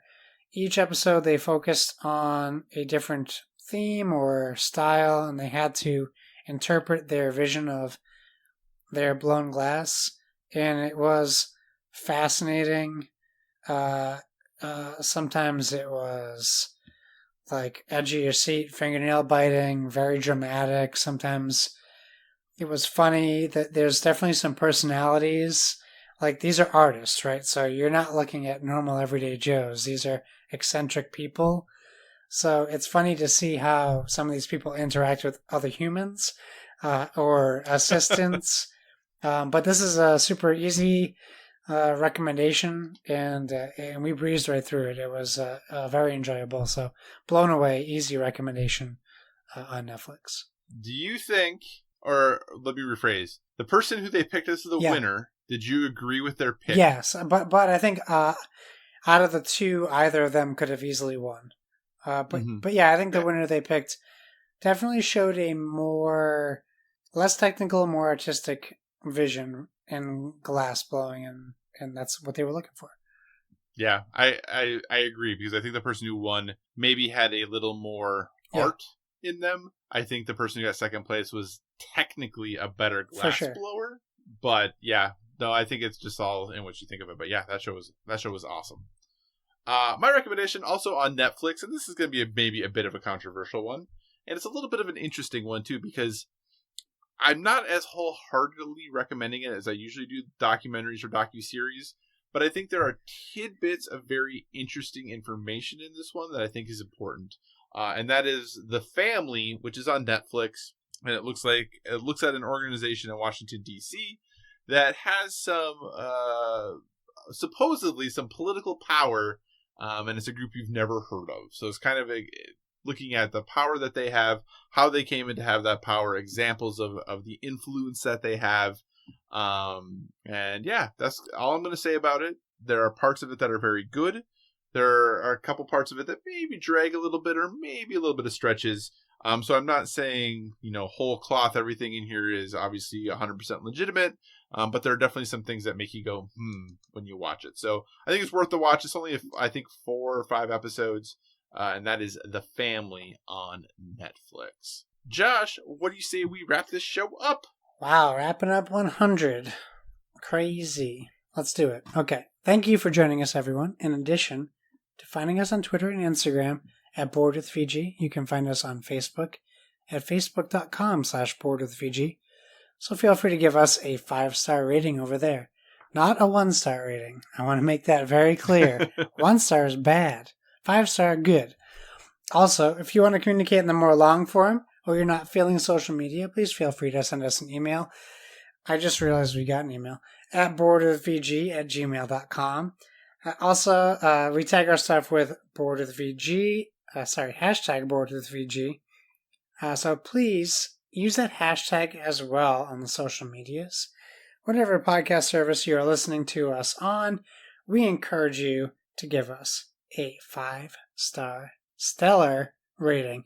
That is whether you're downloading us from the PSVG feed, the Dice Tower network feed, or the standalone, our very own standalone Board with Video Games feed. Instead of my plugs, I'm going to read you an email that we got from our listener, Paul Calico himself. Oh, excellent. He says, hey, which sounds better to y'all, Deathsboro Games or Hasbro Records? Thoughts and feelings. What was your first thought when you heard the news that Hasbro bought Death Row Records? So, Kyle, what do you think? We got a second. Paul's not going to expect us to answer this at this point. How long will it take for Snoop to have his own Monopoly board, he asks. This is one of those really interesting ones. I think I was going to have us dive into a little more next week when we cover Let's news. do it. But wait till next week. We'll cover it more next week because I do think this is a very interesting little thing. But that is an excellent question. So thanks so much for that. Cool. All right, you can find me at all the usual places: Twitter, Instagram, PlayStation Network, Xbox Live, Board Game Geek, all at Psychocross, CYCOCROSS. As always, if you have suggestions for future topics, be sure to reach out to us on the social media or via email like just happened, because we want to talk about what you want to hear about. And remember, everyone, whether it be board games or video games, never stop gaming.